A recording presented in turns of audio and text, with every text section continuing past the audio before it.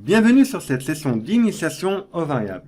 Avant d'enchaîner sur l'interpréteur de commande, vous allez devoir dans un premier temps vous initier aux variables. Un script manipule beaucoup de données et une variable est une donnée de votre script qui est stockée en mémoire vive. On appelle cette donnée variable car elle peut changer à tout moment au cours de l'exécution de votre script. Il existe trois types de variables avec PowerShell. Il y a les variables que vous devez vous-même déclarer et ensuite on retrouve les variables automatiques et les variables de préférence. On verra les variables automatiques et les variables de préférence plus loin dans la formation. Pour le moment, on va voir les variables que vous devez vous-même déclarer. Alors pour déclarer une variable avec PowerShell, il faut utiliser le signe $ suivi du nom de la variable. Par exemple, ici on a déclaré une variable web_site qui est égale à la valeur www.alform.com. Alors en fait, pour être plus précis, www.alform.com est un objet qui est référencé par la variable web_site. L'objet n'est pas le nom de la variable web_site, mais bien www.alform.com. Pour vous, c'est du texte, mais pour PowerShell, www.alform.com est un objet. Alors étant donné que c'est un objet, on doit pouvoir accéder à ses méthodes et propriétés. Comment faire?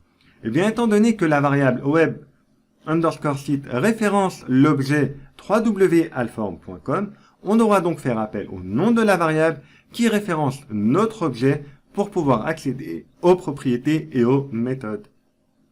Et maintenant, sans plus tarder, on va revenir ici sur notre machine virtuelle et on va donc ouvrir ici notre console PowerShell. Donc ici, pour rappel, c'est pwsh. On va donc créer une variable, donc $site_web, qui sera égale à www.alform.com. Donc toujours quand vous avez une chaîne de caractères, mettez-la entre guillemets. Donc ici, on vient de référencer notre objet www.alform.com par le nom de la variable site_web. Ce qu'il faut savoir, c'est que ici, le nom des variables n'est pas sensible à la casse. Donc que vous mettez des majuscules ou des minuscules, ça sera identique. Maintenant, on valide ici, et on vient de déclarer ici donc un nouvel objet qui est référencé par la variable site_web. Vous voyez que si ici je fais appel à ma variable, on récupère ici notre objet www.alform.com. Donc, cet objet ici, www.alform.com, on avait dit qu'il possède des propriétés et des méthodes. Ici, vous avez une touche raccourci qui est la flèche qui pointe vers le haut et vers le bas, qui vous permet de faire un rappel sur les commandes que vous avez tapées. Donc ici, j'appuie sur la touche, sur la flèche du haut, pour rappeler ma variable. Donc, pour accéder aux méthodes et aux propriétés, il faut donc rajouter ici un point, et ensuite rajouter par exemple le nom d'une propriété. Dans notre cas, on va récupérer la propriété length ici, qui donc permet de récupérer le nombre de caractères ici que possède notre objet. Dans notre cas, www.alform.com possède 15 caractères. Maintenant, donc là, ça, c'est la propriété length. C'est donc une information sur notre objet ici. Donc, 15 caractères. Maintenant, on va faire à nouveau appel ici à notre variable, et cette fois, on va utiliser la méthode replace. Donc, pour y accéder, on met un point, et ensuite, on rajoute la méthode replace, qui va permettre de remplacer un caractère par un autre.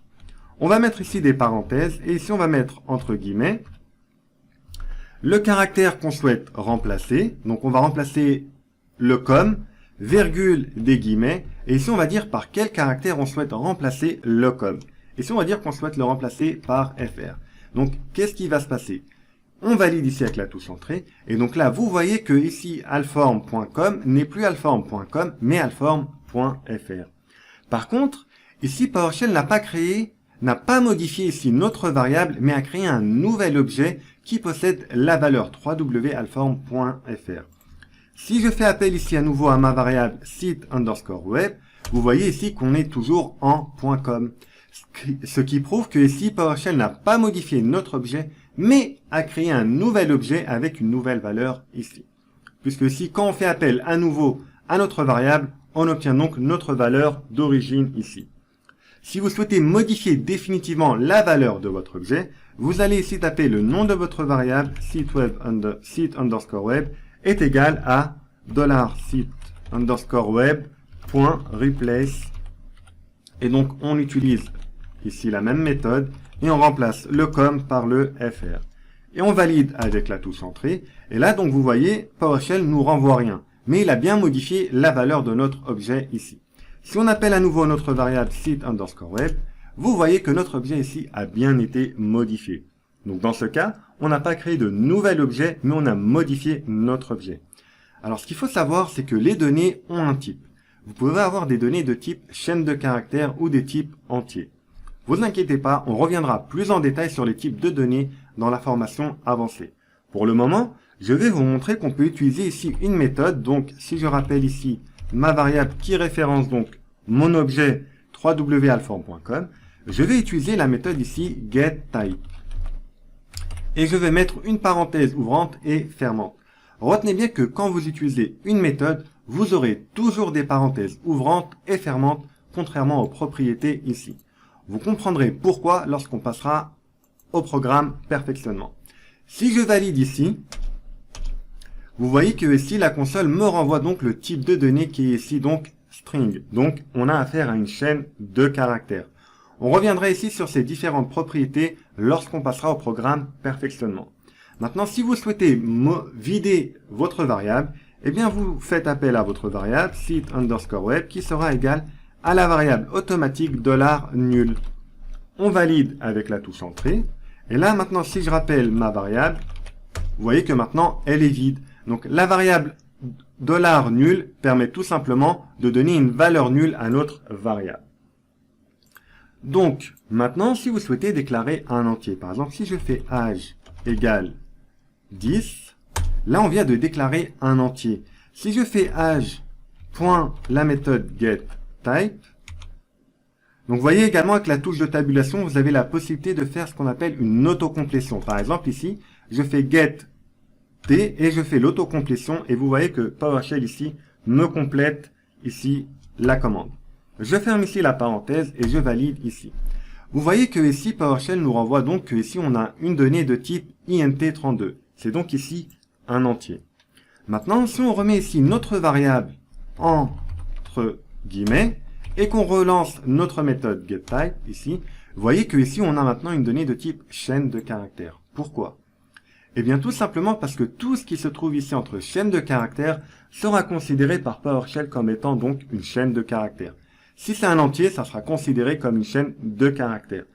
Donc on ne pourra pas faire des calculs éventuels sur cette valeur. Donc retenez bien ici que tous vos entiers ici doivent être sans guillemets. Donc je retape ici âge égale 10. Et là on aura donc une variable ici de type entier. Donc si je rappelle ma commande, ma méthode getType, vous voyez que maintenant ici on passe de type chaîne de caractères string à un type entier ici. Donc retenez bien ici que si vous souhaitez travailler avec des entiers, il ne faudra pas les mettre ici entre guillemets. Vous allez donc pouvoir par exemple faire des calculs dessus. Par exemple, si je fais âge plus 2, vous voyez ici que PowerShell me renvoie 12. Par contre, PowerShell me renvoie un nouvel objet. Ici, on n'a pas modifié notre objet. Il nous a renvoyé un nouvel objet. Puisque si je fais appel à nouveau à ma variable âge, vous voyez qu'on a toujours la valeur d'origine ici. Si vous souhaitez la modifier, vous faites comme tout à l'heure, donc âge égale âge plus 2. Et là maintenant, si je fais de nouveau appel à la variable, vous voyez que là, on a définitivement modifié ici notre valeur. Maintenant, vous pouvez également stocker d'autres éléments, comme par exemple le chemin d'une application. Par exemple, si je fais $chemin égale par exemple c Windows write.exe, donc je stocke le chemin d'une application dans une variable, je valide, et maintenant si je fais appel ici à ma variable chemin, vous voyez qu'on a bien stocké ici donc le répertoire, l'emplacement de cette application ici. Maintenant, ce qui serait intéressant, ça serait d'exécuter les commandes qui se trouvent dans une variable. Et oui, regardez ici, on a stocké le chemin d'une application. On aimerait l'ouvrir directement. Eh bien, vous allez utiliser ici le est commercial, suivi du nom de votre variable ici, qui est donc chemin. Et là, si je valide, regardez ce qui va se passer. Eh bien, vous voyez que donc PowerShell ici m'a bien ouvert la commande qui se trouvait dans ma variable. Maintenant, dernier exemple, sachez que vous pouvez également stocker le contenu d'une commande dans une variable. Si par exemple je tape la variable $date égale à la commande get-date. On reviendra sur la syntaxe des commandes, vous inquiétez pas. Maintenant, je valide ici. Et si je fais appel à ma variable $date, vous voyez qu'on a bien ici donc récupéré la date du jour. Donc ça, pour rappel, pour vous ici, c'est du texte, mais le résultat d'une commandlet ou d'une variable avec PowerShell, c'est un objet. Donc ici, le résultat est un objet. Pour le moment, ça peut ne pas vous paraître évident, mais quand on passera au niveau perfectionnement, vous inquiétez pas, toutes les notions d'objets seront éclaircies. Alors voilà donc pour ce qui est de l'initiation aux variables. Merci d'avoir suivi cette session et je vous dis à la prochaine session.